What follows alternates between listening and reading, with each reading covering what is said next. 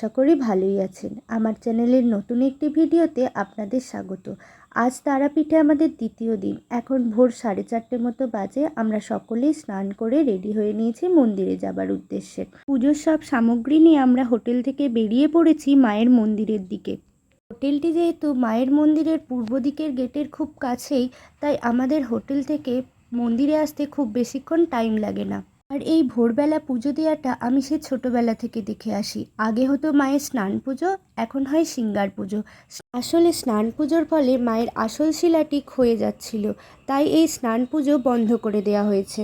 আমরা এখন মন্দিরে পৌঁছে গেছি। মন্দিরটা কতটাই ফাঁকা এখন, কিন্তু আলো ফুটলেই অনেক লোকজনের সমাগম বাড়বে। আমরা যে ব্রাহ্মণের পালায় পুজো দিতে এসেছি, উনি আমাদেরকে ভিতরে নিয়ে এসে কিছুক্ষণ বসতে বললেন। এখন সকাল হয়ে গেছে আর আমাদের পুজো দেওয়াও হয়ে গেছে। ভিতরের কোনো ভিডিওই আপনাদের সাথে শেয়ার করতে পারলাম না। এখানে আমরা কিছুক্ষণ দাঁড়িয়ে আছি মাকে নিবেদন করা ভোগের থালা নিয়ে। অনেকেই আসছেন, প্রসাদ নিচ্ছেন। এরপর আমরা হোটেলে ফিরে যাব। সমস্ত মন্দিরে পুজো দেওয়া কমপ্লিট। আজকের সকালের শুরুটা বেশ ভালোই হয়েছিল। সকালে মায়ের মঙ্গল আরতি দেখলাম বহু বছর পর। মন্দির থেকে এসে সমস্ত কিছু রেখে দিয়ে আমরা এবার যাচ্ছি চা খেতে। এখন প্রায় 7টা মতো বাজে। আমরা চলে এসেছি রাস্তার পাশে একটি চায়ের দোকানে। এখান থেকে আমরা সকলে চাটা খেয়ে নিলাম। চা খেতে খেতে ঠিক হলো একটি নতুন জায়গায় ঘুরতে যাওয়ার কথা। জায়গাটি হলো বীরচন্দ্রপুর একচক্রধাম। এখানের বিশেষত্ব হলো এখানে 7টি মন্দির খুবই কাছাকাছি অবস্থিত একটি গ্রামের মধ্যে।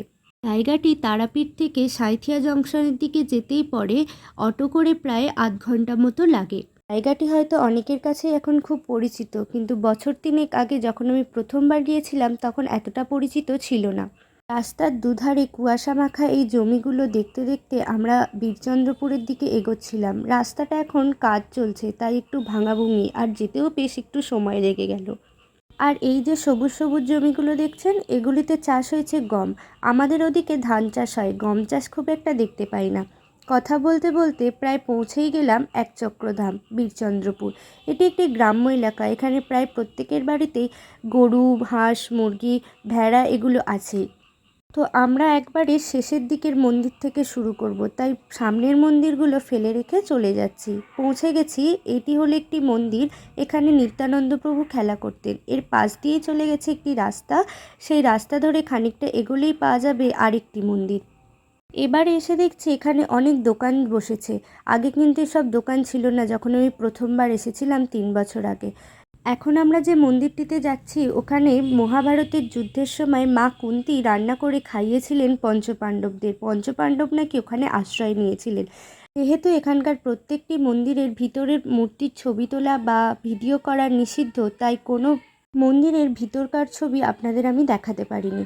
ওখান থেকে এসে আমরা চলে এসেছি সেই মন্দিরটিতে, যেখানে নিত্যানন্দ প্রভু খেলা করতেন। এখানে আপনাদের থাকা খাওয়ার সুব্যবস্থাও আছে। এখানে সময় মতো ভোগদানও করা হয়। চারপাশটা ভীষণই সুন্দর, নীরব, নিস্তব্ধ, নিরিবিলি একটা পরিবেশ, তার সাথে অসম্ভব একটা শান্তিপূর্ণ পরিবেশ। এই মন্দির থেকে বেরিয়ে আমরা চলে গিয়েছিলাম, এই মন্দিরের পিছনেই আছে একটি পুকুর, যেখানে 7 সমুদ্র 13 নদীকে আহ্বান করে প্রতিষ্ঠা করা হয়েছিল। এই পুকুরের জল নাকি খুবই পবিত্র বলে মানা হয়। আর এই পুকুরের ঠিক মাঝখানে একটি ছোট মন্দির আছে, যার উপরে একটি ত্রিশূল আছে, সেটি ওপর থেকে দেখা যাচ্ছিল। এরপর আমরা সবাই মিলে সেখান থেকে বেরিয়ে চলে আসি ভগবান নিত্যানন্দ প্রভুর বাড়িতে, যেখানে তিনি জন্মেছিলেন। এই জায়গাটিও ভীষণ সুন্দর। এরপর আমরা চলে আসি এই ইস্কন মন্দির, যেটি মায়াপুর ইস্কন মন্দিরের আদলেই তৈরি। এখানে যখন আমি প্রথমবার এসেছিলাম, এক অদ্ভুত অনুভূতি পেয়েছিলাম, যা ভাষায় প্রকাশ করার মতো নয়। তাই এই মন্দিরটি আমার কাছে খুবই প্রিয় একটি জায়গা। ব্যাস হয়ে গেছে আমাদের এখানকার সমস্ত মন্দিরগুলো দর্শন করা। এবার বাকি রইল একটি মন্দির। চলে এসেছি সেই মন্দিরটিতে। এটি রাস্তার একদম ধারেই পড়ে। এই মন্দিরটি পুরীর জগন্নাথ দেবের মন্দিরের আদলে তৈরি। যাওয়ার পথে অনেক দোকান পাবেন রাস্তার দুধারে। আর মন্দিরটিতে প্রবেশের সময় সিঁড়ির দুপাশের দেয়ালে ভগবান বিষ্ণুর সমস্ত অবতারের একটি একটি করে মূর্তি সুন্দরভাবে সাজানো আছে। আপনাদের একবার অনুরোধ করব, যদি হাতে সময় থাকে এই জায়গাটা একবার ঘুরে আসবেন, অবশ্যই ভালো লাগবে। মন্দিরের কাছ থেকে বেরিয়ে আমরা এই রাস্তার পাশের দোকান থেকে নিরামিষ চপ, ডালপুরি, তরকারি নিয়ে নিয়েছিলাম। বাড়ি এসে খেয়ে নিয়েছিলাম মুড়ি। তারপর খানিকক্ষণ রেস্ট করে আমরা আবার যাচ্ছি মন্দিরে, মায়ের মন্দিরে ভোগ খাওয়ার জন্য। তো এখন সকলে মিলে বেরিয়ে পড়েছি। ভোগ খেয়ে আসার পরে আমরা আমাদের বাড়ির পথে রওনা দেব। এখন দেখুন রাস্তাগুলো কত ভিড়। বেলা বাড়ার সাথে সাথে মায়ের মন্দিরে ভক্তদের সংখ্যাও বেড়েছে, তাই ভিড়ও বেড়েছে। আর আজ বেশ গরমও ছিল, তাই একটু কষ্ট তো অবশ্যই হচ্ছিল। মন্দিরে পৌঁছে গেছি। এখন আমরা নাট বাংলোয় বসে আছি। ভোগ হতে খানিকক্ষণ দেরি আছে। তারই মধ্যে চোখ গেল একটা জায়গায়, চলুন আপনাদেরও দেখাই। ওই দেখুন, আজ একজনের পৈতে হচ্ছে মায়ের মন্দিরে। আর এই যে দেখছেন সারিবদ্ধভাবে মানুষজন বসে আছেন, এনারা হচ্ছে ভোগ খাবেন। এখানে নাকি ভোগ খাওয়ার জন্য কোনো রকম মূল্য দিতে হয় না, তাই এইভাবে অনেকক্ষণ ধরে লাইন দিয়ে বসে থাকতে হয়। ওই দেখুন, ওখানে আবার বিয়েও হচ্ছে, বর কনে যাচ্ছে। চলুন এবার মায়ের মন্দিরের সামনেটা একটু দেখে আসি নাট বাংলো থেকে। যাবার আগে মায়ের মন্দিরটা একবার মন ভরে দেখে যাই। আবার কবে আসবো। মা সকলের মঙ্গল করুক, ভালো রাখুক সকলকে। ছোটোবেলায় যখন আসতাম এই জায়গা থেকেই সন্ধ্যাবেলা মায়ের সন্ধ্যারতি দেখতাম, আর এখন ভিতর থেকে দেখতে পাই। সময়ের সাথে সাথে অনেক কিছুরই বদল ঘটেছে। চলুন এবার গিয়ে বসি। এই দেখুন, এখানে আবার দুটো পৈতে হচ্ছে। আজকের দিনটি বড়ই শুভ। মন্দিরে অনেকগুলো পৈতে হচ্ছে, অন্নপ্রাশনও হয়েছে। এবার আমরা চলে এসেছি ভোগ খেতে। এটি মায়ের মন্দিরের নিচে অবস্থিত। এখানে অনেকেই ভোগ খাচ্ছেন, আর এই হলো আমাদের ভোগের থালা। মায়ের ভোগের থালা মাকে নিবেদন করা হয়েছিল। ভোগ খেয়ে চলে এসেছি আমাদের হোটেলে, আর এই হলো সেই হোটেল যেখানে আমরা ছিলাম। কাল যখন এসেছিলাম আমরা এই দোকানটি দেখে প্রথমে চিনতেই পারিনি। আসলে বছর তিনেক আগে একরকম দেখেছিলাম, আর আজ একরকম দেখছি।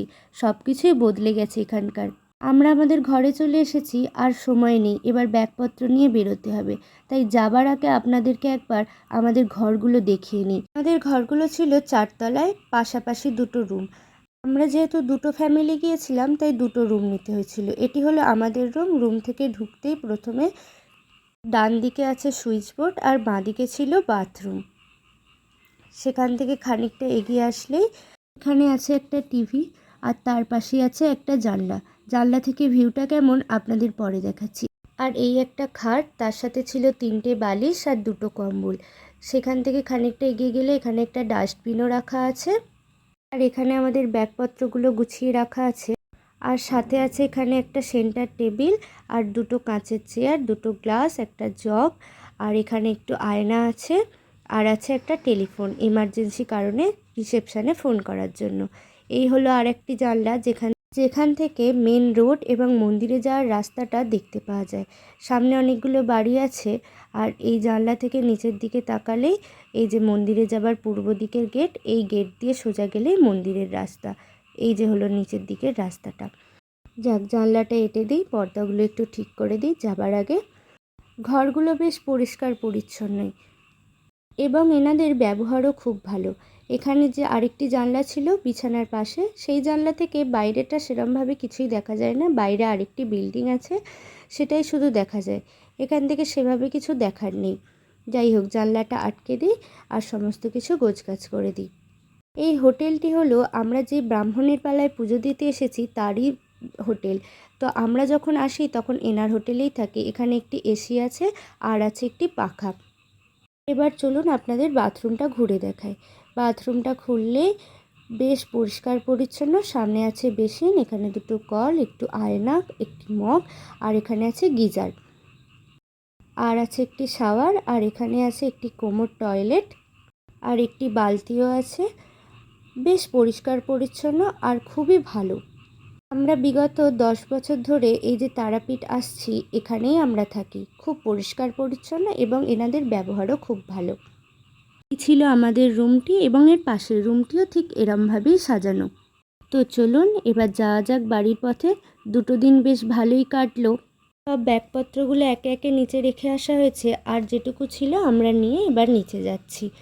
তো সবার সাথে দেখা করে আমরা বেরিয়ে পড়েছি। এখান থেকে একটা অটো করে যাব রামপুরহাট স্টেশন। রামপুরহাট থেকে আমাদের 4:30টায় আছে একটি ট্রেন। মাকে প্রণাম জানিয়ে, মনের সমস্ত ইচ্ছা জানিয়ে আমরা চললাম আমাদের বাড়ির পথে। এইখানে অটোগুলো একটু বেশিই রেট বলছিল, তাই আমরা একটু হেঁটে সামনের দিকে এগিয়ে যাচ্ছি, যদি একটু কম করে ভাড়া পাওয়া যায়। চলুন, গাড়ি পেয়ে গেছি। মা তারাকে প্রণাম জানিয়ে এবার আমরা ফিরছি আমাদের বাড়ির পথে। আবার যে কবে মায়ের দর্শন পাবো, আবার যে কবে তারাপীঠ আসবো তা কিন্তু জানি না। কথা বলতে বলতে পৌঁছে গেছি রামপুরহাট স্টেশন। আমরা একটু আগেভাগেই বেরিয়েছিলাম, যেহেতু আমাদের রিজার্ভেশন টিকিট আসার সময় কাটা ছিল না, তো আমাদের টিকিট কেটে নিয়ে স্টেশনের মধ্যে প্রবেশ করতে হবে। আমার বাপি এগিয়ে যাচ্ছে, বাপিই কাটবে টিকিটটা। টিকিট কাটা হয়ে গেছে, এবার আমরা ওভারব্রিজ ধরে যাব 3 নম্বর প্ল্যাটফর্মের দিকে।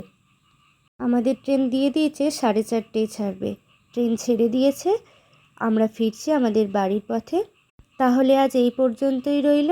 দেখা হবে নতুন একটি ভিডিওতে খুবই তাড়াতাড়ি। ততক্ষণ আপনারা সকলে ভালো থাকবেন, সুস্থ থাকবেন আর সকলকে ভালো রাখবেন। ভিডিওটি কেমন লাগলো অবশ্যই আমাকে কমেন্টে জানাবেন আর আমার চ্যানেলটি সাবস্ক্রাইব করে অবশ্যই পাশে থাকবেন। ধন্যবাদ।